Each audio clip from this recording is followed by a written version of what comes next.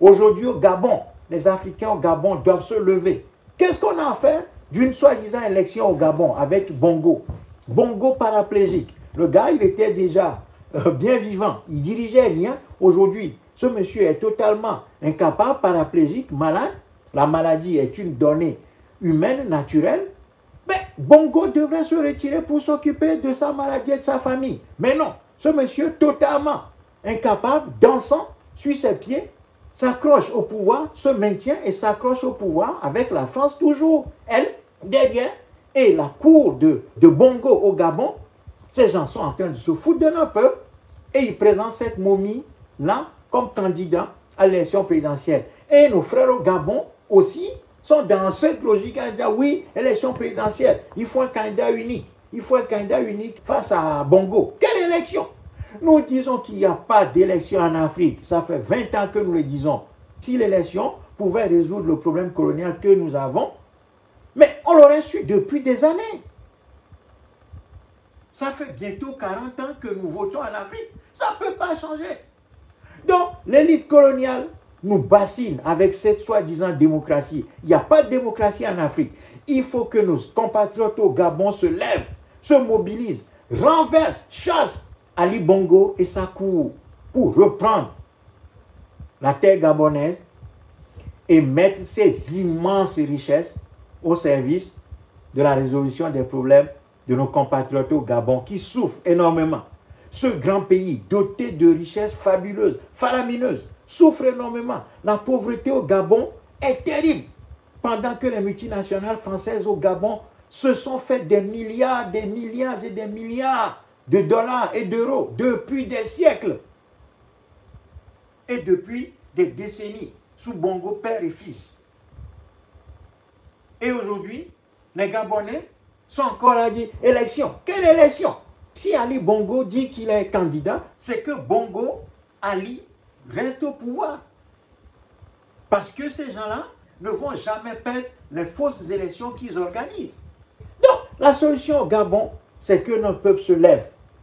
Au Sénégal, nous avions prévenu Sonko de ne pas s'engager dans une logique électoraliste avec Macky Sall et son système. Eh bien non, nos compatriotes au Sénégal ont dit non, non, nous, notre pays est un pays démocratique, nous allons prendre le pouvoir par la voie des armes, donc nous irons aux élections. Résultat, on a tout essayé pour écarter Sonko de la candidature. Finalement, Sonko se retrouve aujourd'hui en prison.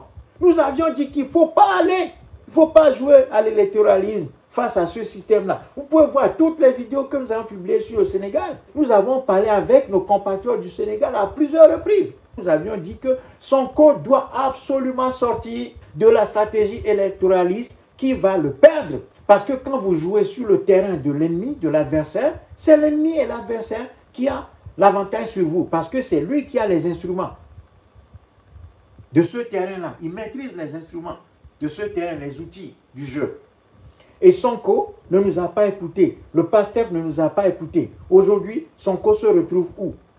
Mais ce n'est pas fini. Il faut maintenant que nos compatriotes au Sénégal se lèvent pour faire tomber Macky Sall très rapidement et reprendre la terre sénégalaise pour réorienter ses richesses vers la satisfaction des besoins de notre peuple au Sénégal. La même exigence s'impose en Côte d'Ivoire où nos compatriotes doivent se lever contre Alassane Ouattara, ce négrier, pour le chasser et refaire la Côte d'Ivoire et redonner le pouvoir de décision à notre peuple sur le territoire ivoirien pour que les richesses de nos peuples en Côte d'Ivoire puissent profiter à notre peuple en Côte d'Ivoire.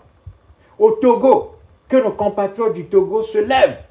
Il n'est pas question de rester là, à attendre une quelconque réforme du système colonialiste qui nous mine, qui nous domine, qui nous écrase au Togo depuis 1963, de père en fils. Les Togolais doivent se lever pour dire non à ce système. Renvoyer Faure Gnassingbé, qui aujourd'hui est en train de surfer, soi-disant, sur le mouvement panafricaniste, en se présentant comme quelqu'un de paix, un homme de dialogue, qui ne veut pas la guerre au Niger, etc., etc.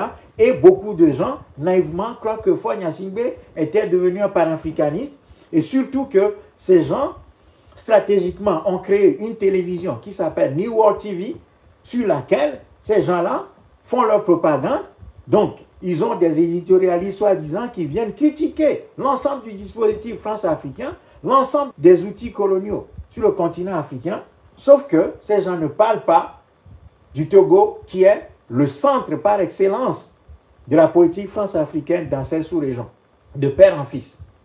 Les Sogoyou Kegewe, que la jeunesse africaine voit aujourd'hui comme des gens superbes, ces gens-là sont membres du régime en place au Togo. Kegewe a été ambassadeur du Togo en Allemagne et a travaillé à l'ambassade du Togo en Allemagne et en France. Ce monsieur, c'est un manipulateur. Ce monsieur est membre du parti au pouvoir au Togo. Ce monsieur soutient Fonya Singbe. Et ces gens-là, ils se présentent aujourd'hui devant l'opinion africaine comme des panafricanistes qui tapent sur tous les présidents africains, sauf sur Fonya Singbe lui-même, qu'il voit comme un homme sage, comme celui qui déjoue tous les pronostics et qui est contre aujourd'hui la politique française en Afrique. Donc, ces gens ont inversé les choses et présentent Fonya Singbe, qui est l'incarnation du colonialisme même, l'incarnation de la politique française en Afrique. Non, ces gens le présentent aujourd'hui comme un panafricaniste. Les Africains du Togo doivent se soulever, doivent se lever, encore une fois, contre ce régime pour le faire tomber. Partout, dans tous les enclos coloniaux, les Africains doivent se lever. Partout, du nord au sud, de l'est à l'ouest. Du centre au sud, du centre au nord, du centre à l'ouest, du centre à l'est. Partout, les Africains doivent se lever.